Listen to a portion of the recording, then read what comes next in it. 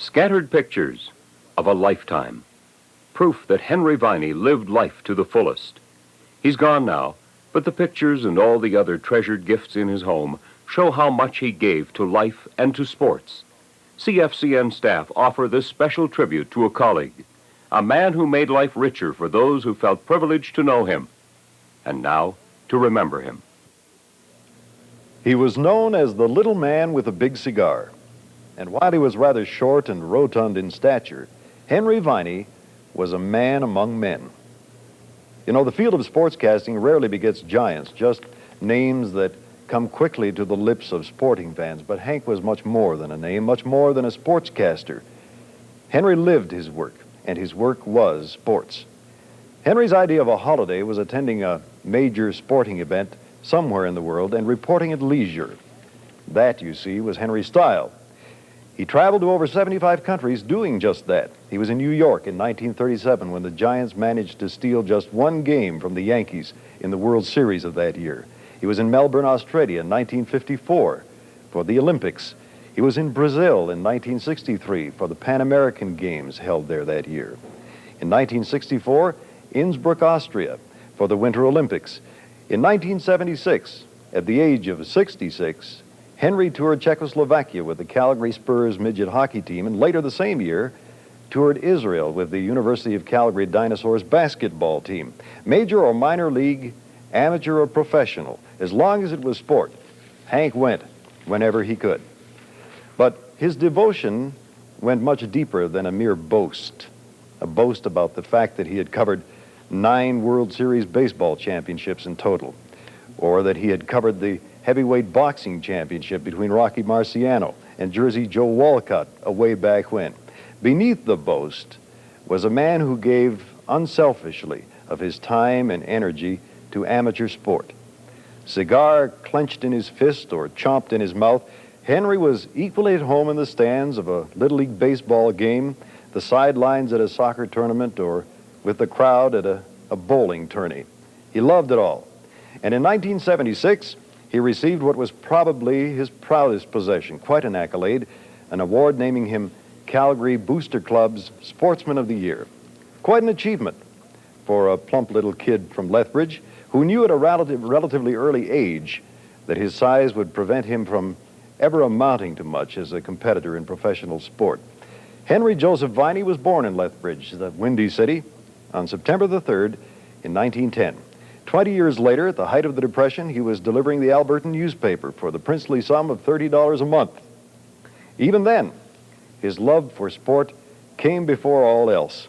When he wasn't swimming or boxing or practicing track and field, he was talking sports to anyone who would listen. And people did listen. So much so that the manager of Hoyt Sport in Lethbridge offered him a deal. If Henry would talk about sport on CJOC radio for 15 minutes a day, Hoyts would pay him $50 a month. So he took the job. In those days, Henry couldn't type, so he simply ad-libbed. It all came about by accident, as a matter of fact, Mary. I was vitally involved in sports before I knew what a microphone was. And I had never had any dreams of becoming a sports broadcaster. But because of my interest in sports of all kinds, and as both as a participant and a competitor, I had been asked by a sponsor of a commercial program in Lethbridge in the spring of 1932 to go on his paid-for airtime and talk about sports. And I was so green that after quite a few days of having worked behind a microphone and done a sports broadcast, so-called, I said something controversial. The manager came in and he said to me, "Where is your script? I've got to see your script because we're in trouble with somebody." And I said, "What is script?" I hadn't any idea. So I went into radio first and into the broadcasting business because of my deep interest in sport. About the same time as the radio job came up, Henry decided it would be a good idea to try his hand at officiating. And this was his second point of entry into the field he loved so much. He umpired baseball, refereed hockey and senior football. He also served as an official for men's and women's basketball at the national and the international level. When the Edmonton Grads women's basketball team was at its peak, Henry was there as a referee for 7 world tournaments. But he had a soft spot for baseball, as his old friend Warren Cooper, voice of the Calgary Stampede, recalled at a 1976 dinner honoring Henry. My first introduction, or not introduction, my first acquaintance with Henry was not in connection with stampeding. It was when he graduated out of kindergarten at his school. They put him in the Sunday school deal to play hockey. Well, he was so short and fat he couldn't skate. They thought they'd make a goaltender out of him. He was no good there, so let's make an official out of him. He should be able to help us there. But Henry forgot which team he was supposed to belong to, so he was no good as an official either in the church league in Lethbridge. But as he grew a bit older, he developed a very unique style of umpiring baseball games. When a batter had hit the ball, Henry would run down to first. Henry could run like a scared rabbit. You wouldn't believe it to look at him now. But he used a sound system, calling the outs are safe. So if the ball landed in the first baseman's mitt first, before the runner touched first base, he was out. Otherwise, if a foot touched the base, he was safe. But finally, some of the first basemen, old Frank Watts of Champion, caught on to Henry's idea. Before the ball got there, he banged at his hand and wham! Out! The fellow was safe by that far, you know. The fellow ran around and come back a little bit mad at Henry. Started giving him some lip. Henry says, "You're out of the game." He always packed his mask with him when he ran down there. The guy gave him a little bit more lip. Henry swung at him, knocked him out cold. 3 outs, next team bats. Let's get on with the ball. In officiating, Hank found a part of the recognition he was seeking from sport. He tells Marie Hotans that he rather enjoyed running things. I branched out from being a participant into the officiating business, and quite frankly, being smaller than most even officials, I had to be over-aggressive, and that was one criticism of my officiating. They used to say, "That little short ass so-and-so, he's a good official, but he's a domineering so-and-so too." But I got by, and as a result, I earned a good reputation as an official. Yes, you did. But I've also heard that about you, that so-and-so used to just chuck guys out of the game, wouldn't listen, so-and-so, and so-and-so. That's right. That you were compensating then for the size. Being small and the fact that I was the boss. As I say, it satisfied my, I can admit it now, the ego, the being in the spotlight. When you refereed a game for the Edmonton Grads, the world's finest ladies basketball team, and the old Edmonton Gardens was packed to the gunnels, and the spotlight shone on the greatest basketball players in the world, who was running the show? Officiating made Henry a lot of friends, a lot of enemies too, for that matter, but it gave him expertise, so that when he talked sports, his listeners knew that his knowledge came from either playing the game or making the calls. And even those who hated him for his opinions listened to him. Sundays at 12:30 on CFCN Radio. That was Hank's time. He joined CFCN November the 15th, 1945, after a 5-year stint with the Armed Forces. He served as an artillery lieutenant, later as sports officer, leaving the service as a staff captain. In that position, he commanded a lot of authority with his voice, and he went right on doing it when broadcasting his editorial comments on Sunday, even when he was faking it somewhat. See, there was a time in Henry's life that he wasn't very proud of, a time when he drank a lot.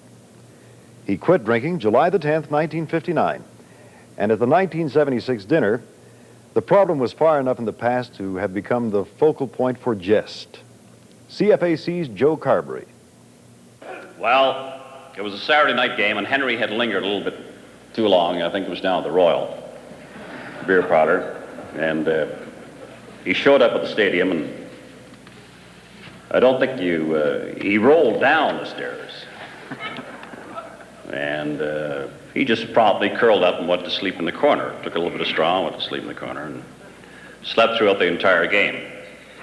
And as I recall the game, it turned out to be one of those last-minute thrillers, and I do believe that my good friend Sugarfoot Anderson, sitting down there at the table 9, made one of those unbelievable diving catches for a touchdown, and it was a Stampeder victory. So game over, and time for us to lug Henry out now, get him up the press box, which we did on a few occasions, and take him to the exit of the stadium, and get him to a cab and say, this is Henry Viney, and he lived at such and such an address.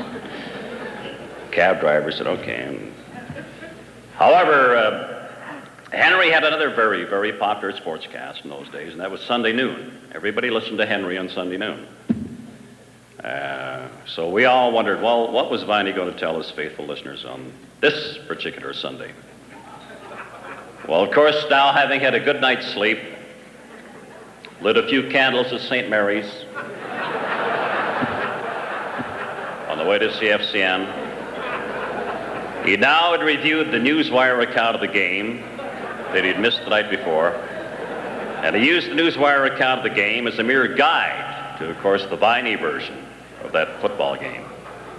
And when he got to that last-minute spectacular catch, and Sugarfoot, I'm going to give you credit for it, I recall Henry coming through very loud and clear, saying, and if I hadn't seen this unbelievable catch with my own 2 eyes, I never would have believed it. Name a sport, any sport, and Henry could talk about it knowledgeably, with perhaps one exception, football.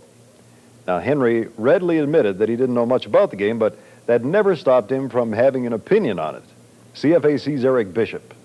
But Hank, I can remember all your old broadcasts because I used to have to go opposition against you. 12:30 every Sunday was the broadcast of Henry Viney's. They put me on at 12:15 and everybody listened to Viney at 12:30. Hank, I can remember some of your broadcasts vividly. I remember in the good old days, before you saw the light, that you had a lot of things to say to a lot of the football players. And I can recall back in '46 when the football club was really born, when it was Dean Griffin that put together the football club, a bunch of ragamuffins with the Jerry Seawrights and some of the old fellas that used to play for the Bronx before the war, local kids like the Alexander brothers, etc. But when the football got big, well, Henry, you used to always start your sportcast with, I don't know anything about football, but. And then for 10 minutes you used to tell the likes of Lear, etc., just what was wrong. But I can always recall the one broadcast, we had a great pass catcher. An evil, I shouldn't say evil, a violent-tempered man by the name of Bob Shaw. And I can recall the one sportcast that you went on at 12:30, and you said, to start my broadcast, Bob Shaw, if you're listening, when they play God Save the King, stand at attention like everyone else. Well, I'll be damned if the next football game there is Bob Shaw. Henry didn't take his position of power lightly. You should always think that you have a tremendous potential for either good or evil, and you should give serious thought to when you go before a microphone, that if you criticize, cut up, or praise, that there's a lot of people listening or viewing who are going to take very seriously what you say. So you have power in your hand. And I think that people in the media sometimes forget about the potential they do have. In 1960, CFCN television went on the air, and it brought about quite a change for Hank. He had to learn to cope with those sometimes frightening lights and cameras, and of course the scripts. Is it more difficult in terms of broadcasting? Is it more difficult today to get something done? Oh, I think it is, yes. You know what I mean? In preparing, for instance, a sports telecast, the work involved is tremendous. And if somebody could write all that script and make 5 copies of it and deliver it for 5 different people before, just let me put my ideas down or think of what I wanted to say, and I think I could do that fine. But the production involved in producing a 3 or 4 or 5 minute sports telecast now nearly drive me up the wall. That's why Newens is the sports editor and I'm retired. Retired, sure. On the lighter side, you know, Henry had a great sense of humor, and he was always ready to poke fun at himself, too. In 1975, he joined other Calgary celebrities in a performance of Haydn's Toy Symphony with a Philharmonic Orchestra, of all things. The CFCN television mobile crew was recording the Christmas box concert at the time, and afterward, an enterprising production crew took some liberties with Hank's virtuosity.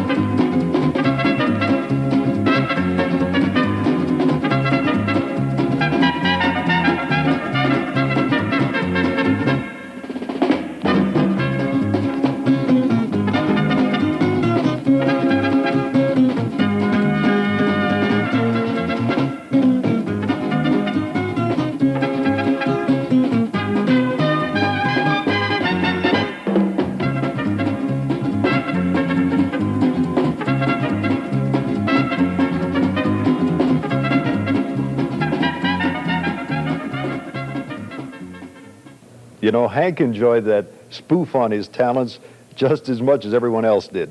But he wasn't above fighting back if he felt that an affront merited it.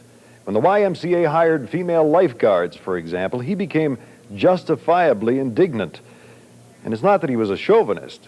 You see, he was an avid swimmer, was Henry. He swam almost every day, and he had a propensity for swimming in the nude. I learned to swim in a YMCA pool in Lethbridge, and I learned to swim in the nude. And I enjoyed swimming that way. I still enjoy swimming that way without the restriction of a swimming suit of any kind. And I think, quite frankly, I think that my right to do it is being invaded. Hank's sincerity was perhaps his greatest asset. He was a very genuine sort of person. And it was this candid approach to life that put him in such great demand as an after-dinner speaker and an MC. Henry always shot from the hip. In one 3-month period in 1959, Henry addressed 23 separate dinners. To the Junior Chamber of Commerce in Calgary, the Western Hockey League All-Stars Banquet in Vancouver, the Red Deer Chamber of Commerce, and the Thorncliffe Tiny Mites, to mention just a few. Didn't matter where it was or how difficult it was to get there. If Hank was asked to speak, he went, usually driving, and frequently at his own expense. As an MC, he ranked with the very best. In fact, he became known as Alberta's Toastmaster General. After hearing him MC a dinner on one occasion, baseball great Leo DeRocher said, "Henry Viney is the greatest master of ceremonies I've ever heard anytime, anywhere." Perhaps it provides some measure of the man that some of the greatest tributes came while he was alive. Here are Ernie Afghanius and Al McCann. But looking back, and I know a lot of people say, well, I remember Henry, but I do remember Henry. Back in the 30s when I was a rink rat in the old Lethbridge Arena, and the Bruchers that are sitting there can vouch for that. Henry was broadcasting the games, the old Lethbridge Maple Leafs, and it was the Attridge and Miller broadcast, right, Henry? And I thought he was the greatest sportcaster in the world, the best hockey broadcaster in the world, and I still think so. He is certainly proved it over the years. A lot of you are too young, you don't remember it, but he was great. It was so nice later on when I got into the broadcasting business, and I found that he was just as nice a guy as I'd heard, because he was one of the only guys who had time for a rookie broadcaster, helped him out in every way he could. He was as friendly and as cooperative as anybody ever could be, and it's just such a warm and nice thing to see what you people of Calgary have done for him tonight in the way of honor. I really believe we've got a legend right here, Henry Viney. Here's a recollection from Albertan columnist Fred Kennedy. This man, in my opinion, has been one of the greatest radio sportscasters that this country has ever seen.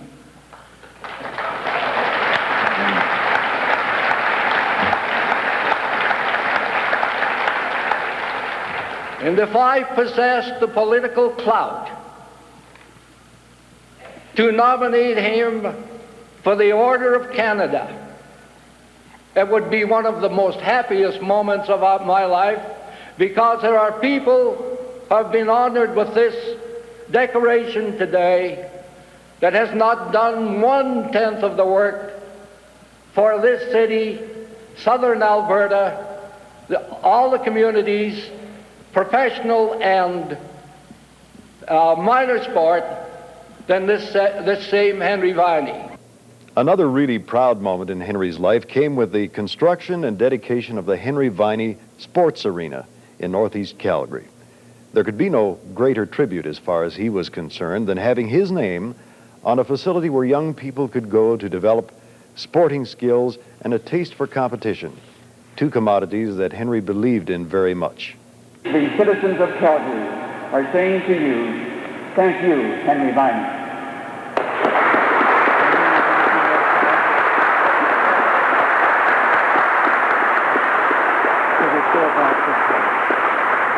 So, ladies and gentlemen, on behalf of the city of Calgary, the mayor and the council, aldermen, and the citizens, I hereby officially declare open the Henry Viney Arena.